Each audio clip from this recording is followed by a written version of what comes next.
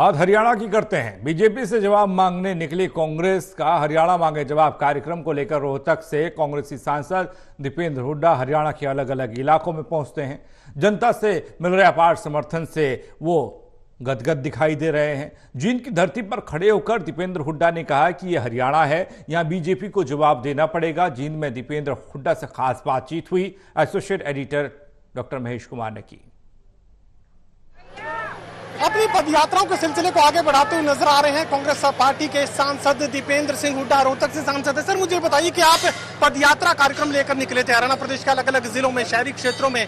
आप एक कार्यक्रम का आगाज कर रहे थे, हवा कांग्रेस पार्टी के पक्ष में चलाने की कोशिश कर रहे थे, लेकिन ये तो आंदोलन हो गया, क्रांति हो गई, आंधी तूफान हो गया। बिल्कुल हो गया।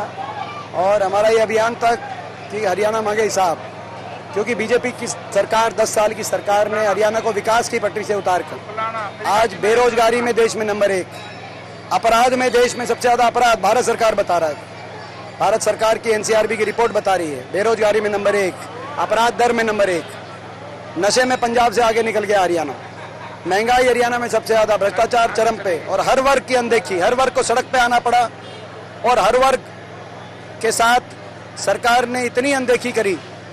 हमारे छोटे छोटे बच्चे, स्कूली बच्चे, वो स्कूल के पे धरने हुए जब स्कूल बंद हो गए थे। आप भी आए थे कई स्कूलों में। स्कूलों के बच्चों से लेकर हमारी बेटियां जो दिल्ली जाकर उनको धरने देने पड़े, वहां से लेकर हमारे किसान, वहां से लेकर हमारे व्यापारी, कर्मचारी, सरपंच, आंगनवाड़ी, शिक्षक, कोई एक वर्ग बताओ जो सड़क पर ना इस सरकार में आया हो और सरकार ने उसकी अनदेखी ना करी हो। तो लोग 10 साल की इस सरकार की कार्यशैली, ऊपर से प्रॉपर्टी आईडी पोर्टल, ऐसे ऐसे जनता को सरकार ने उनके अधिकारों से वंचित रखने के लिए इतना कागजों में उलझा दिया, लाइनों में खड़ा कर दिया कि लोग दुखी हैं, लोग बदलाव चाहते हैं, लोग कांग्रेस पार्टी की तरफ आशा भरी नजर से देख रहे हैं। देश के गृह मंत्री अमित शाह हरियाणा की धरती पर आते हैं और ये कहते हैं कि मैं बनिए का बेटा हूँ और पाई पाई का हिसाब लेकर आया हूँ। तो क्या पाई पाई का हिसाब कांग्रेस को दिया, हरियाणा की जनता को दिया? आप बताओ। उन्होंने हिसाब तो दिया नहीं, हो तो उसके बाद हिसाब ही मांगने लग गए कि उन्होंने कहा कि कांग्रेस पार्टी से हिसाब मांगेंगे, हुड्डा साहब से हिसाब मांगेंगे।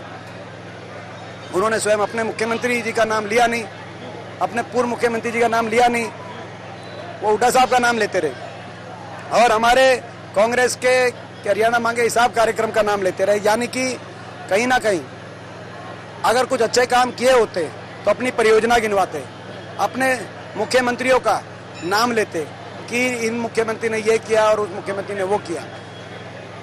तो यानी कि कामों के आधार पर भाजपा वोट नहीं मांगना चाहती, ये बात स्पष्ट होगी।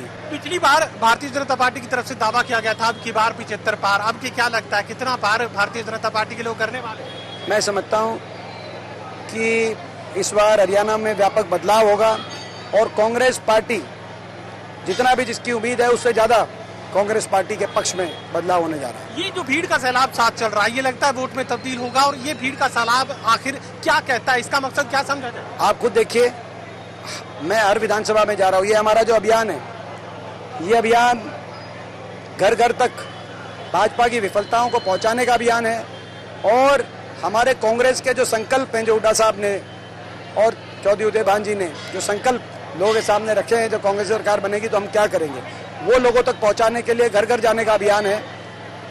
तो कांग्रेस का कार्यकर्ता डोर टू डोर कार्यक्रम कर रहा है और मैं वो हर घर जा कांग्रेस का कार्यकर्ता जा रहा है घर घर, और मैं हर विधानसभा तक इस अभियान को लेकर जाने का प्रयास कर रहा हूँ। मेरा आखिरी सवाल, कांग्रेस पार्टी को लेकर तमाम लोगों की एक चिंता ये है कि एक एक विधानसभा क्षेत्र में 10, 12 और 20 तक उम्मीदवार जो हैं वो सामने देखने को मिल रहे हैं, कहीं आपस में नुकसान तो नहीं करें? देखिए, मैं समझता हूँ कि सभी साथियों का कांग्रेस में पूरा मान सम्मान, और कांग्रेस की सरकार बनेगी तो जैसे हुड्डा साहब ने कहा था तैयारी बैठक में कि हर व्यक्ति का सरकार के हाथ में होता है मान सम्मान, तो हर व्यक्ति को मान सम्मान मिलेगा, सबको साथ लेके सरकार चलाई जाएगी।